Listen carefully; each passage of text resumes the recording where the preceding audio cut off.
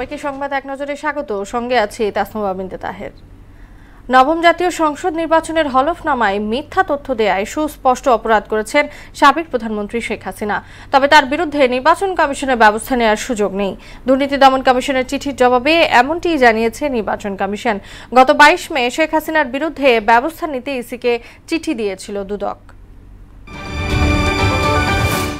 বাংলাদেশে জাতিসংঘের মানবাধিকার পরিষদের মিশন চালু হতে যাচ্ছে।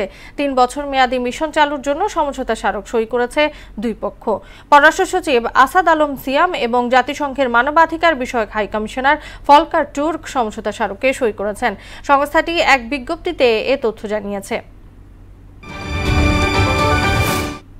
জামায়াত একসময় বিএনপি ও আওয়ামী লীগের কাঁধে ভর করে ক্ষমতার স্বাদ নিলেও এখন জুলাই শহীদদের নিয়ে রাজনীতি করছে, এমন মন্তব্য করেছেন বিএনপির স্থায়ী কমিটির সদস্য মির্জা আব্বাস। রাজধানীর নয়াপল্টনে জুলাই শহীদদের স্মরণে এক সভায় তিনি অভিযোগ করেন, কিছু দল পরিকল্পিতভাবে বিএনপির সঙ্গে সংঘর্ষে জড়াতে চাইছে। মুজিববাদের বিরুদ্ধে গণ অভ্যুত্থানের মধ্য দিয়ে ফ্যাসিবাদী ব্যবস্থার বিরুদ্ধে যে লড়াই শুরু হয়েছে তা শেষ না করে থামবে না ছাত্র জনতা, মন্তব্য করেছেন জাতীয় নাগরিক পার্টির আহ্বায়ক নাহিদ ইসলাম। নতুন বাংলাদেশ বিনির্মাণের লড়াইয়ে প্রস্তুতি নেওয়া হচ্ছে বলেও জানান তিনি। দুপুরে মুন্সিগঞ্জে এক পথসভায় নাহিদ এসব কথা বলেন।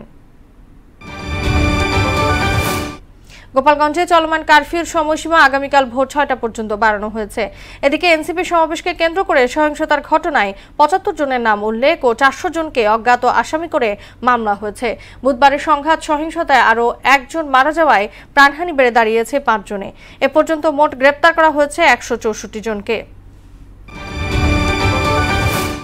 গাজীপুরের কালিয়াকৈরে ফুলবাড়িয়া মাওনা আঞ্চলিক সড়কের বড়চালা এলাকায় কাভার্ড ভ্যান ও সিএনজি অটোরিকশার মুখোমুখি সংঘর্ষে 4 জন নিহত হয়েছে।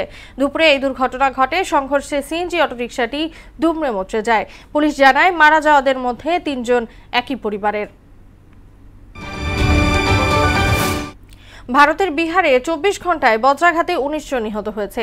এর মধ্যে সবচেয়ে বেশি মৃত্যুর ঘটনা ঘটেছে রাজ্যটির নালন্দা জেলায়। বৃহস্পতিবার রাজ্যের মুখ্যমন্ত্রী দপ্তর এ তথ্য জানিয়েছে। রাজ্যটিতে এক সপ্তাহে মোট 33 জন বজ্রাঘাতে নিহত হয়েছে বলেও জানিয়েছে দপ্তরটি।